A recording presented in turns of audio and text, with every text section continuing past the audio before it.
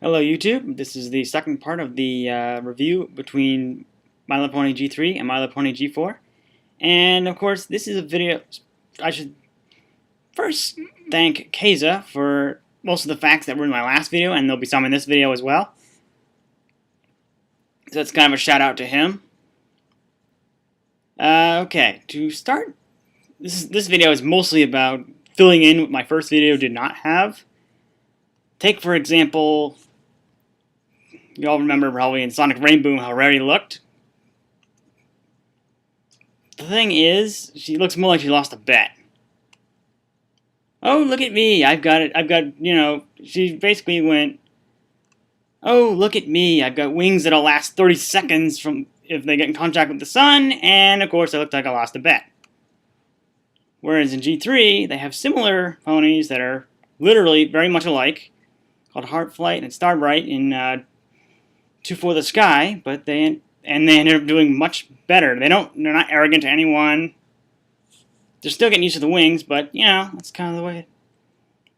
That's a whole lot better than how Rarity was treating it. She's like, oh, I'm better than everyone else. And if we go to Twilight, who in turn,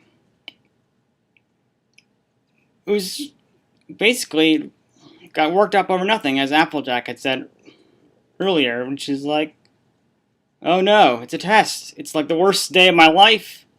What do I do? Instead of calmly asking, Celestia, what type of test is this?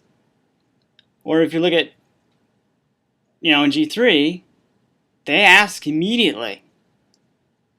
If they don't understand, they ask it immediately.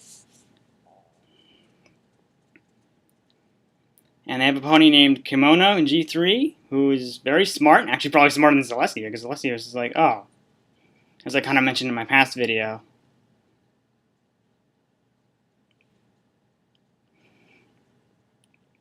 About, how Celestia basically you're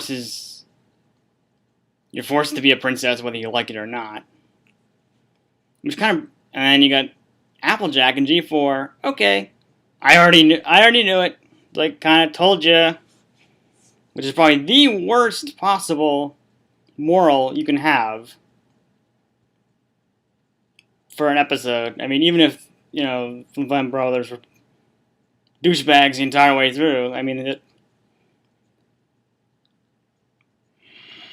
okay, so G3 also has this wand where it's designed to not only they're of their own carriage in G3 in Unicornia. They use it to call their rainbow carriage. I mean, there's nothing in that in G4 at all. Plus, it'll also make you disappear if you get the right movements down. G3 Rarity found that out kind of the hard way, but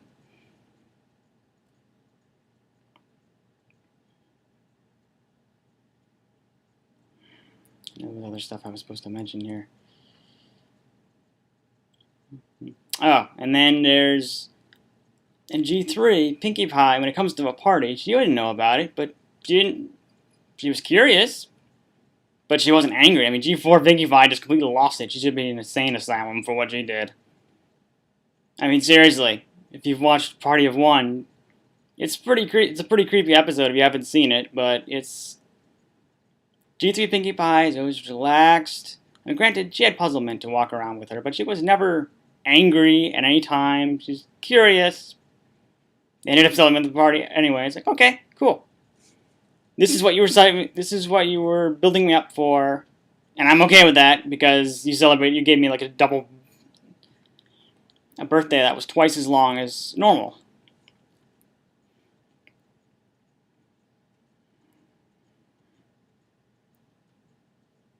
What else am I missing?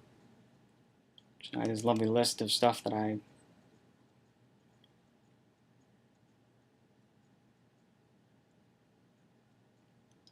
probably gonna forget it.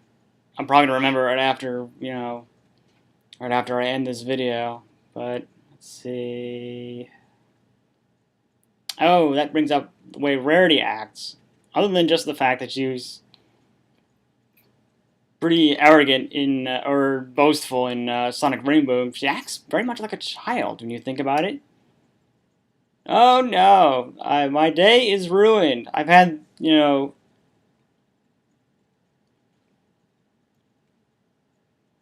this dress does not look the way I want it. Whine, whine, whine, whine, whine. I mean, G3 Rarity actually matures. I mean, not necessarily to the point of being an adult necessarily, but never once does she whine. Ever. That's why she's a lot more enjoyable.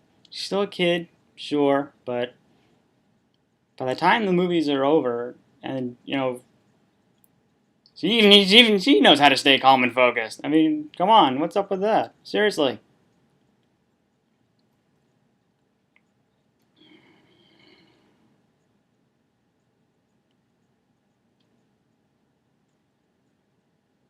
And back to the point on Twilight when she was thinking about the test. That's all she thought about, even when everyone else's lives were in danger. Oh no, it's that test. What am I going to do? I have no idea how to deal with this. Friends are dying, but I'm still worried about the test.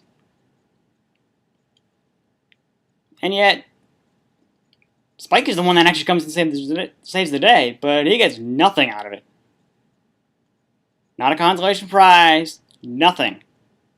He's literally the hero of that episode, because he ends up getting the crystal heart back in place, and he gets nothing for it. And then it's also bringing up the point of how weather works, because they thought it was scary to have clouds move on their own, but that's more normal than how they do it. I mean, outside the Everfree Forest, or inside the Everfree Forest, that's how it works. Clouds move on their own, and that's normal here on Earth. I mean, come on, why would it be normal to have ponies do it themselves? I mean, granted, that's somewhat more interesting because you have a little more control, but